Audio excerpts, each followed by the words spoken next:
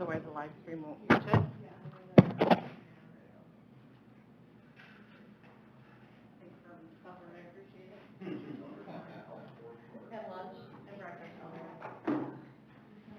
I think we have enough people here, a little after 4, we can call the meeting to order. We have 5, we have enough, we have 6, we have enough to do this. We're ready to go, call the Just meeting. a reminder that everybody should use your microphone because it is on the YouTube channel as well.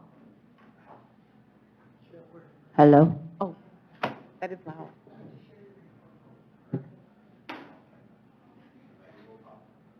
Okay, we're looking for approval of the agenda.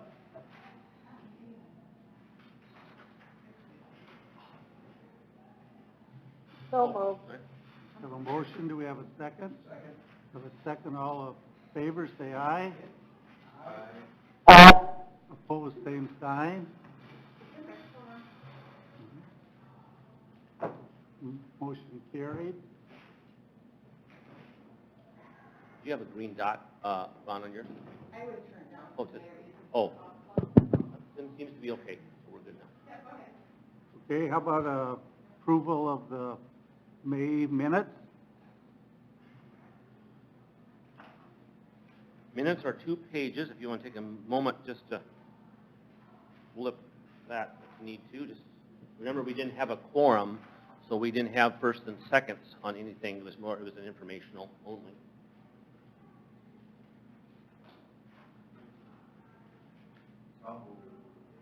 We have a motion, do we have a second? This is John, I'll second. We have a second, all in favor, say aye. Aye. Opposed, same sign, motion carried. Okay, we'll have a update on the murals of the palace.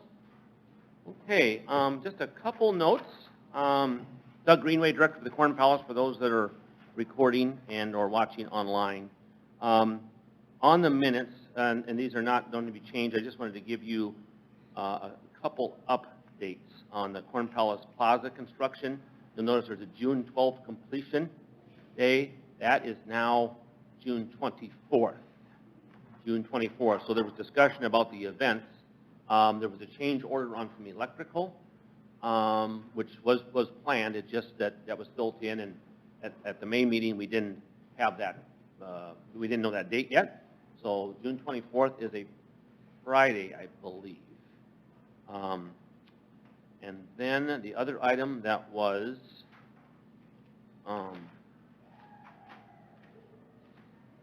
updated. Oh, the Plaza open house on June 17th.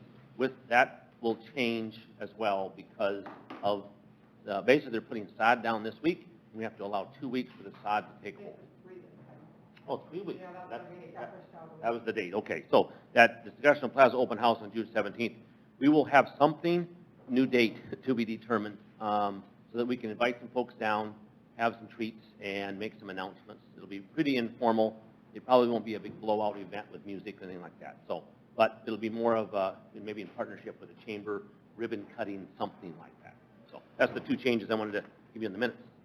The other thing, I've addressed your attention to and Nick talked about social media last time and gave some updates about the Corn Palace. And since then, let's see if this works. How many of you are on TikTok, social media? Okay, we'll see if we get any audio here. Is that Emma? No. You're going to make Nancy do that. So this is TikToks or short videos. Well, Nick, I'll let you explain. Nick, this is Nick's creation. Oh, sure. How does it came about? So we wanted to kind of improve and increase our presence on social media, and again, not saying anything against anybody. It just needed a little refresher with some of the ways that we were kind of reaching people. TikTok is a way that we can reach a little bit of a younger audience, and we previously hadn't been on there. And with the Cornelius mascot, it's such an easy way to kind of get involved and make goofy little videos, and anything you put Cornelius on is usually at least a chuckle for sure. So we just kind of started them. We started using the concession folks that we have, and they're the ones that know all of the popular dances and the goofy little things to do. So that was pretty easy, and as much as I want to take 100% credit, I can. But the funny thing about this specific video, just quickly, is when we went out to do this, I just thought it would be funny if we had somebody up on the balcony. Well, once she went up there, she didn't want to come down and go down the stairs and come across the street, so I was like, just stay there. Cornelius, you do your thing. And the unintended kind of funny consequences that people kept getting in contact with us thinking that that person up on the balcony was just tourist.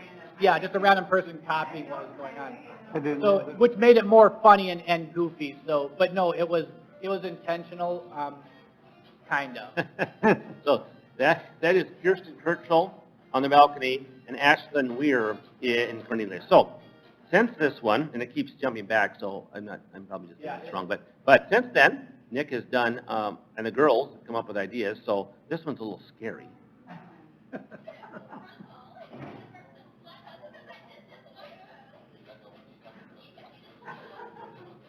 So that one's kind of, yeah, that one's kind of goofy at the beginning, and then it's supposed to kind of simulate like walking down the catwalk.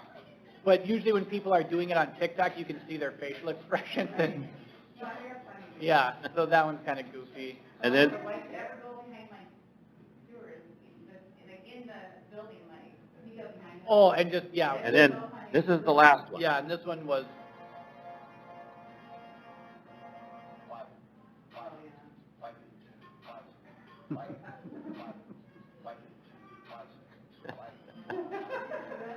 yeah, they're very good.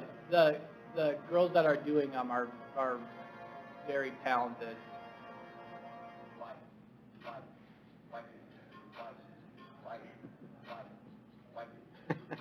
And they really commit to the roles, which I appreciate. I wasn't in there for that one because that was in the restroom. I wanted to start with that today because it is a fun place to work. People come here to have fun, to see things, and the kids we have a great group of workers. We really do. So a couple of things here. Nick had found, I don't know if this was your picture then? No, that was somebody that had their dog sent that to us, and Okay. we just put that on there, and that one's getting a lot of action. And then this one is just a quick story. So this is actually my wife's nephew and family from Salt Lake, Utah, Salt Lake City. Anyway, so they came for a visit, and I said, you got to go to the Corn Palace. So they put them in the ears there, which I thought was cute. And then they just sent these to me privately. And I said, Nick, so this one, that's a purple popcorn ball. And it says, thanks a lot, Uncle Doug. And anyway, and she's just chowing down on that. And Nick had I forget what it said. Purple on your mouth. Yeah, yeah. So anyway, these are getting some good traffic, and we appreciate him. One more thing, Doug, sorry, I'm really happy about this one part. Go just back to the main page. So see the little blue check? Oh, yeah. We finally got Perfect. verified. That has been like 2 weeks worth of work.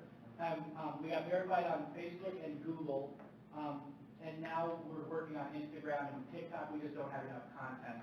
But just the importance of that is just that it shows people that are flowing through social media that we're an actual verified page that has content coming, not necessarily daily, but it's being updated, and people are it legitimizes our site is what I'm trying to say. So that was kind of a little fun accomplishment, but we'll just keep plowing through and try to get the rest verified.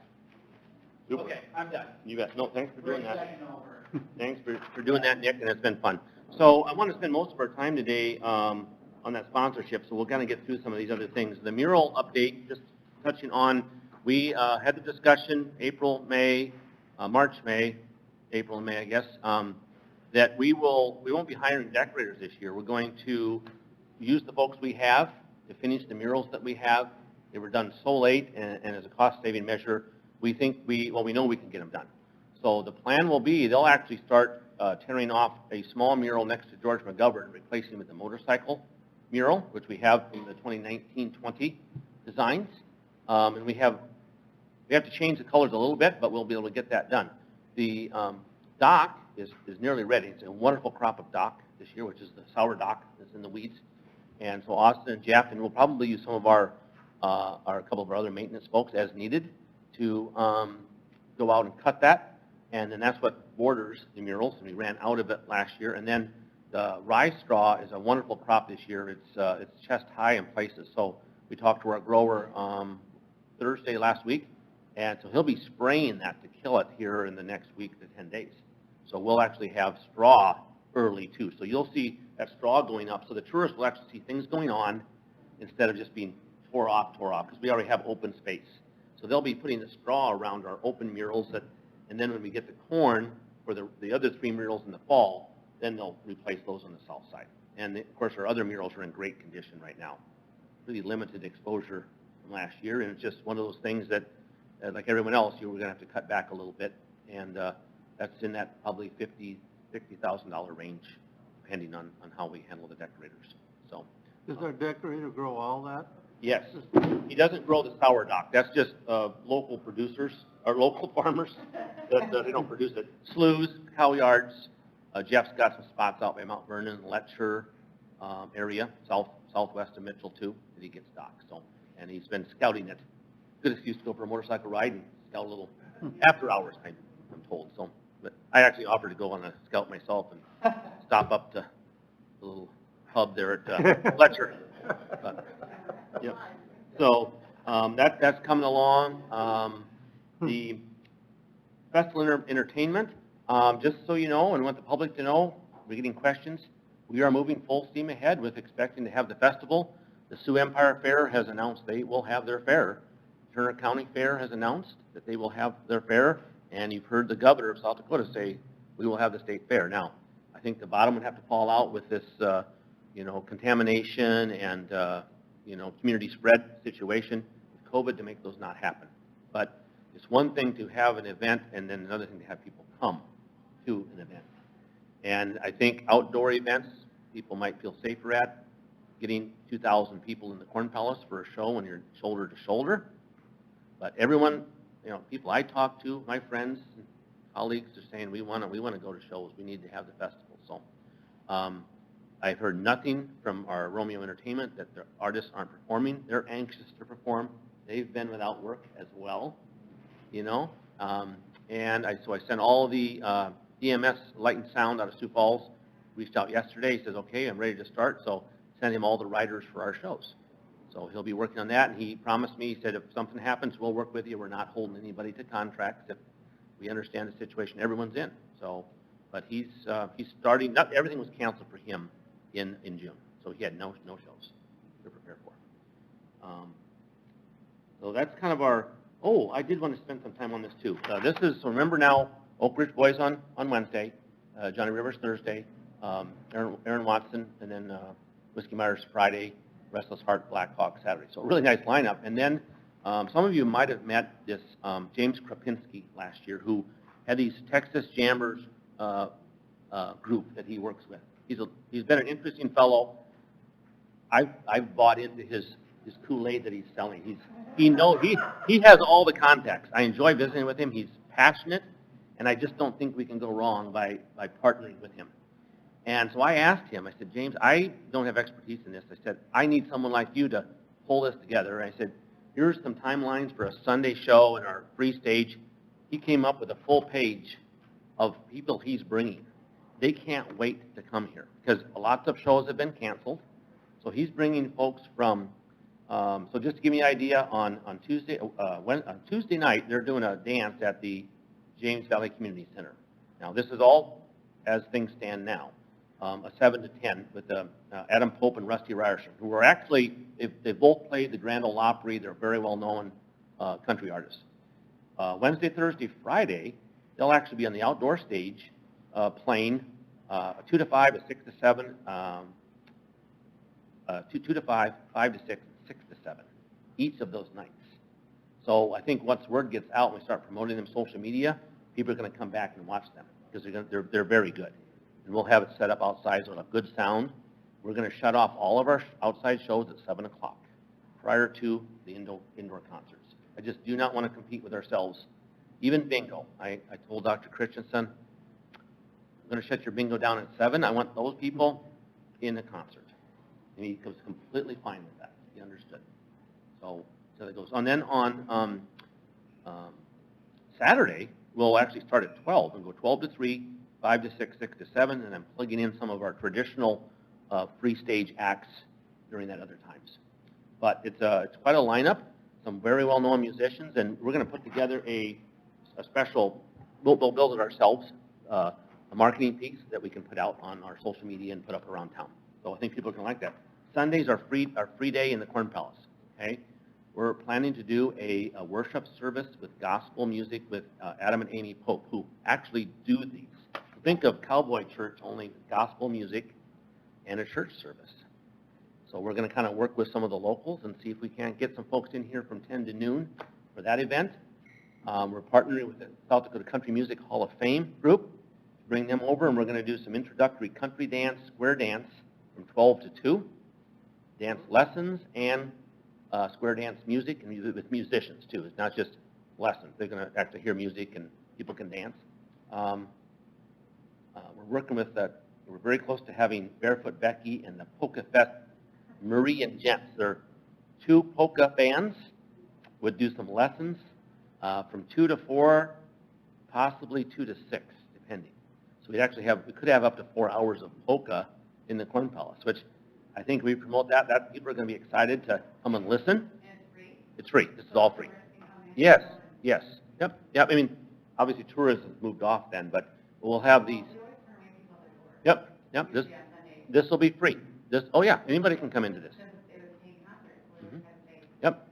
So Sunday, and then Sunday night, 6 to 9, is the South Dakota Country Music Hall of Fame inductees are going to be doing a show, and that induction is in Lennox, South Dakota, earlier, like in second week of July, third week of July.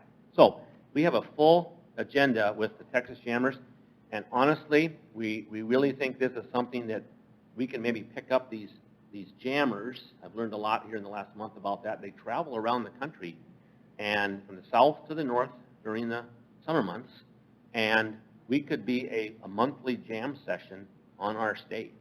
And I would love to be able to do that May, June, July, festival in August, and just get into a routine. If it grows and people want to come, and we were obviously very accessible, we could even do it 2 or 3 times a month, have a Wednesday jam night on the Corn Palace stage. And working with maybe like a Ryan Staley and all the alumni that are so good in Mitchell Band to come out and do some things, and that brings people down here. And then keep them coming back for festival, we'll see. So pretty excited about that Sunday and opportunities to get them on the free stage. So, and then the last thing there, D, moving right in. Any questions about that info? I want to get right to the more important stuff here before. And then farmers market. I mentioned that in the minutes last time, and we have we are going to assume responsibility for holding the farmers market at the Corn Palace. That will be a Corn Palace event. So I'm going, congratulations, board. But I've told you I would like to bring the ag back to the Corn Palace, make it a more like it was in the old days. When I look at these pictures, people come, they're all farmers, and they come into town for the celebrate ag. And I think doing the farmers market can be part of that. With our state, and this is at the guidance of Maria Payne, who'd been doing it for several years. So she and Jessica over at Community Services have provided all the information, all the contacts, so they'll be a great asset.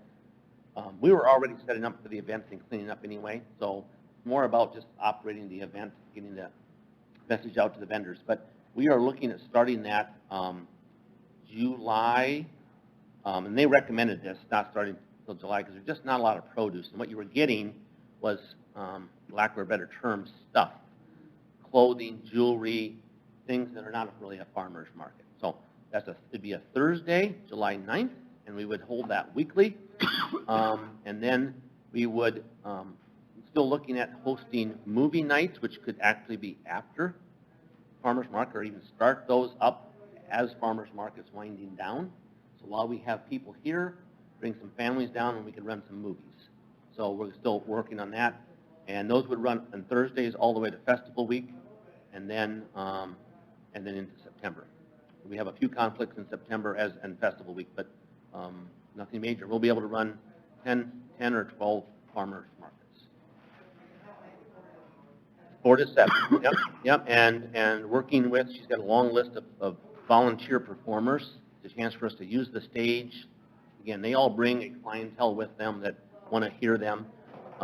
I just learned that 4-H extension is not really meeting this year, or extension, so I thought maybe if there'd be FFA or national preparation, we could do speeches or art competitions. We do have a little project going with the city library and the art council that will do some things in the plaza. So, and as things come around, some of you may have already heard, we determined this morning there is going to be there'll be some press on this, I'm guessing later, but there'll be a parade in lieu of the Stampede Parade on July 18th. It's a Saturday, and they're going to move forward with the chili feed. So, kind of a, yes. The theme will be, yeah, it will be, tribute to essential workers. Again, really a second planning meeting, so they confirm they really want to keep the chili feed out at the rodeo grounds to give them some support, and all their proceeds would go to the COVID-19 relief fund for the United Way, which has been formed. And so the plan would be the parade here, an event on the Plaza Saturday night with music and food and drink, and then come back with the chili feed on Sunday. So that's kind of our Saturday. We were going to do a Wednesday night show for rodeo, and when that got canceled, I really wasn't sure. So I'm happy to bring this on, and we're going to contribute and maybe do some things in the parking lot then too. So that'll be kind of fun. Farmers market, and then that parade on the 18th. So a lot of details to be worked out, but it looks like it'll be standard format of like a 10 o'clock parade. Try to get the Main Street business involved in the afternoon doing something. Corn Palace Plaza event Saturday night, and chili feed Sunday morning, like that's traditionally spent. So, and Nick, anything from your side of things before we move into our executive session? Just that we are looking through kind of the stuff that we are going to be selling in the concessions, just since that's kind of my area. But we've met with some vendors just trying to see if there's anything that maybe we could do better as far as like some of the offerings that we have. Maybe some things that are a little bit more modern, some things that maybe we need to get rid of. So we're kind of going through that and obviously trying to find kind of the best prices and stuff that we can. But as of right now, there's really not a whole lot of decisions made. So, but if you do see something in there that you really like or something that you really hate, I guess definitely feedback is welcome. Just be as gentle as possible. I would love crash items, fruit. And that's something that we're looking into as well. As far like we really haven't ruled anything out yet because we're trying to just find healthier options, something that maybe is a little bit more attractive as a snack instead of some of the things that we have now. In Macon, they had air fryers, so they did cheese balls, chicken strips. I mean, you think of this year, like that one time I was in 6 hours. Yeah. From 10 to 4, something like that. And that's funny that you Because said. I'm not gonna get one on nachos. And that's funny that you said that, because those are things that we're absolutely looking at. Is more mealy kind of items that don't make you. But you're here more than 2 hours. Yeah. So it makes sense, Yeah. Well, and you're 4 times a week too, with Mitchell girls, Mitchell boys, Wesley, and Yeah. So anyway, that's in the works, but there's not a ton to report on that yet. I mean, those are things that the most part, the big impact for those will be during the basketball season, or during concerts. But Horner Bakken's been the vendor here, and they do a great job, but he kind of rolls over from year to year to year, and we just brought him in last week, and Jerry, what are some of the other ones doing? They serve to the Denny Sanford Revere Center. I said, what goes well there? So he gave us a list of things, and he said, these are hot items, Even like. What was a hamburger in a tube? Is that what it was? Yeah, well, the hamburger that you put on a hot dog. Yeah. So we're using, again, I'm not afraid to ask for help from those who are the experts. They want to sell items and what sells. And even like you talk, fresh sandwiches, the Dakota Toms, we can bring in other vendors too. Part of that has to do with space, and Nick's kind of say, where can we put this stuff and still make it convenient to get? I love the air fryer idea. That's one I thought of that we said, we can do this, it's safe. I use one, I can use one, anybody can use one. So, yep. So, Exactly. Yeah. and then I guess we did report our, our point of sale system's up and going. It's working very well. The home-based system is part of the employee scheduler. Nick's got good experience with that. That's working really nice. The kids have bought into that. And then the e-Tix is the new ticketing system. And they had a kind of a change, kind of big, kind of not, I guess. But they've said, since we had our Corn Palace shows already in Ticket Force, they said we should leave them in there, and any new show we plan will roll over to e-Tix. So we literally will be using 2 ticketing systems until the festival's done. For example, if we did like the hip-hop show, okay, he's rolling that one over to e-Tix, because it's not till January 9th. But if we were to do, let's say, sell tickets for the tractor, National Tractor Pull, that would be an e-Tix. But festival shows, since they're already in Ticket Force, we're going to maintain that system until those shows are done. Anything new goes in the new system. So it'll be fine. We went through a training. It works well. The credit card processing works. Everything's going good there. So, any questions about that? Gene, anything from you on the phone?